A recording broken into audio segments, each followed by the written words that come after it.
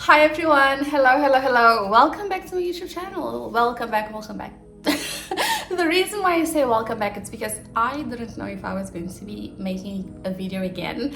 And the reason why I say that is because I actually shared in my previous video that I was probably going to be taking a break from YouTube, but I got so much, I got a lot of positive feedback, I'm not gonna lie, from my friends that were just encouraging me to continue to put videos on because they really find it to be useful and they love the experiences that I share, and that was really motivating for me, I'm not gonna lie. So I just want to say a huge thank you to all my friends that are actually watching my videos, because to be perfectly honest, majority of the people that watch my videos are my friends. And so I thank them for the support, and thank you so much for encouraging me to continue to do this. I think if I can help like one person, I'd be happy. If I can help like 2 people, I'd be happy. If I can help like 3, 4, 5 people, I'd be happy. So for me, it's never about like the momentum, which is what was keeping me away anyway. Like, it's genuinely about helping people and people finding this information useful and motivating people. I think that's the most important thing for me, and I'm really grateful that you guys have been finding this information to be useful. So in today's video, I am going to be sharing with you guys a few tips as to how you can actually survive living abroad. I specifically live in the UK, I live in London, but if you don't live, let's say, in Europe per se, like, it doesn't matter. If you're a person that's away from your family and you are in a different city and you don't know how to go about it or how to actually, honestly, sometimes it feels like you're surviving. If you don't know how to work around it, I think these tips are going to be really useful for you. So I hope that you find it useful. I'm just sharing these tips, to be frankly honest, based on my own experiences. I have gone through quite a bit during the 4 years that I have lived here, whether that be death of somebody that you love or having to move houses because you just have to move and you need to do that move on your own. I was quite blessed to have my mother last year, and the reason why she honestly had to come is because I was at a point that I was just like, yo, this is a lot. So, you know, I think what I want to even say before I start is, if you are a person that's living abroad, which is probably why you're watching this video, or if you are in a situation where you're not living close to your family, don't beat yourself up for finding that difficult. It's valid. The fact that you are experiencing a new culture, you are in a new job, you're trying to make new friends, you're trying to navigate the world without your core support system, which is really your family, all of that honestly it does impact you. That's what I'm trying to say. So please don't feel any lesser than, and I'm just going to fix my camera, sorry. Please don't feel any lesser than or as though you are, don't beat yourself up. That's what I'm trying to say. Please don't beat yourself up, because there's a valid reason for you to feel that way. But what I don't want you to do, I don't want you to stay in that mindset, and I don't want you to feel like, oh my gosh, like I just can't, right? I'm like, I hope that I can provide you with like tools that you find to be beneficial. I think, just a disclaimer, I'm obviously not a therapist, nothing. This is solely based on my experiences and things that I have found to be useful to me. So I just hope that it also helps you.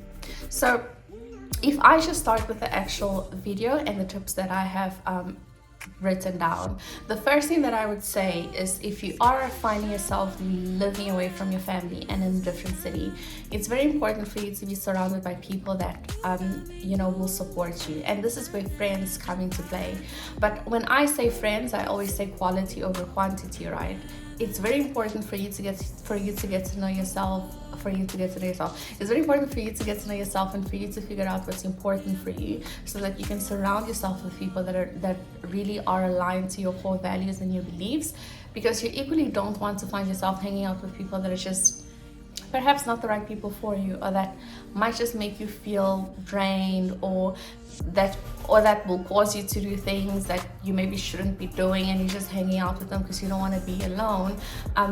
Don't find yourself doing such things. You know, it's very possible for you to find genuine friendships and people that are aligned with you when it comes to the things that you believe in.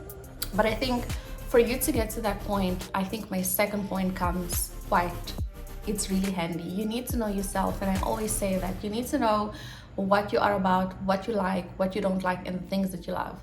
Because if you figure out what you do love, and let's say, for instance, I am a person that finds my faith to be really important, and I really, really value fitness. What I have found to be to work for me is, for me to have friendships that equally value faith, because for me that's quite important, right? It's the foundation for my beliefs, my values, my morals, what I deem to be important. It shapes my conscience, right? So I have found it to be really beneficial to make friends that are religious, but not only, because I have Muslim friends. So, and to be frankly honest, they are religious, they're just Muslim. But I think values and morals, I think it's probably what I want to say, right? Because what I found to be true with my Muslim friends is that we have very common morals and values. And this is why, like, all my friends at university were really Muslim, to be frankly honest, because I found myself to have so much in common with them. So we didn't focus on our differences, we focused on like who we were as individuals. So what I was trying to say is that when you find what you like and you invest your time in these things, whether that be church or your church communities, then you'll spend time in these places, and you'll be able to make friendships that might just work better for you, because you guys have a common ground, right? Which would probably be your faith in this instance. But if I am to talk about myself, for instance, I don't only I don't only, for instance, spend time at church. I think it's fair for me to say that. I also really, really like fitness. So then something that I really do is I spend time at the gym, and I really, really like to hike. So I have found that to really, really work for me and to be beneficial for me, because it helps me to clear my mind. And I think maybe that's something that I would also encourage somebody to do, is to, again, figure out what you really, really like, because then it allows you to participate in those activities, which are really going to be good for you. But it also allows you to make friendships and to meet people that share common values, beliefs, or that's just like doing the same things that you like doing, which I think it's a really, really strong, good foundation, right? The next thing that I want to say is that if you are a person that's spiritual, and I can never ignore the spiritual life, because I believe that we are not just body, we're spirits as well. Don't dismiss your faith, right? Don't dismiss it, because that is it's like if you have an engagement ring and there's a box, right? Your church, it's like, I would say it's the box, right? And then the engagement ring is like your face. So your church protects, it's in the same way like the box protects the engagement ring, it's the same way that your church is going to be helping your faith. So don't ignore your church. Don't ignore generally spending time with your church community. And because I think that's really going to be helping you, and that's going to be really, really beneficial for you. The next thing that I wanted to say is, do try to work from the office. One thing that I did when obviously I was going through COVID, I worked from home 24/7. I was working through COVID. When I was working from Namibia and we had COVID, I worked from home 24/7, and that was really, really difficult for me, I'm not gonna lie. And that was just because shikes, I couldn't move around, it was COVID, and that I was going crazy, right? So you need to get out, you need to be in the sun, you need to connect with other people, because we humans, go and read the history of creation. There's a reason why Eve was created in the first place, because Adam was there's a lot of animals here, but they don't get me. I need somebody. And that's how we got Eve. So you can't run away from history. You can't run away from it. We human beings, we need connection. So working from home is great, but a few times try to work from the office. I really think it's going to help you. I have found that to be beneficial. I have found that to be a great way for me to also network and to connect with my colleagues. So I would definitely encourage you to also work from the office. The next thing that I actually wrote down, I said, work, keep busy. Work, keep busy. I try to keep myself busy. I have so many things going on. I really do. Like, I have my job, like I help to organize activities at church. I have my prayer life, I have the gym and like the hiking and like the fitness thing that I try to do. Um I'm gonna talk about travel. Like, I really like to travel, like I like to spend time with my friends. I have so many things going on, and because I have so many things going on in my life, it's really difficult for me to find myself just sitting down and sulking. Um, Although I do think it's also important for you to have those moments where you take time for yourself, and I'll talk about that a bit later. But yeah, that's one of the best advices that I can give you. Like, try to do your work to the best of your ability, and to really yeah, try to like make it try to find pleasure in your work. That's what I'm gonna try to say, and that makes me sound like a very crazy workaholic, but it's just true. The next thing that I said is family, and my mom and I are very close. Like, I talk to my mom every day, and I can talk to my mom once a day, twice a day, 3 times a day, 4 times a day. I'll be talking to my mom while I'm like going to the train station, coming back from the train station, like going to the shop to buy something. I'm really close to my mother, and that connection and friendship, it has really helped me. And she has that same close relationship with all of her kids, which I think is absolutely amazing. But I try to stay close to my family because that's where I find myself quite a lot. So I would encourage you to do the same. Just because you are abroad, it doesn't stop you from connecting to your family, from having conversations with them. So try to stay close to them. The next thing that I actually wrote down is what I was talking about earlier on, is travel. One of the best things about living in Europe is the fact that you have the ability for you to travel around Europe. So I think that's one of the best advices that I can give you. The UK is cold, it gets really gloomy and really dark around winter. And even when it's summer, it might still not be really sunny, right? So I would encourage you to try to travel to places that you have always wanted to go to. I have been to Paris, I have been to Santorini, which I loved. I have been to Lisbon, which is also one of my favorite places. So I would encourage you to just try to travel, book your flight, book it in advance so that it's nice and cheap. And that's the best way that you can also just take a breather, right? And try to take solo trips.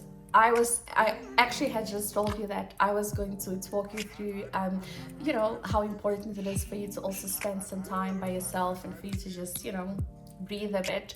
Try to take solo trips because that is also really good for you, and especially if you plan something really nice. And I'll soon share a solo trip that I took, and I'll give you guys a little bit of like some insight as to how you can actually take a solo trip and have it be incredibly amazing.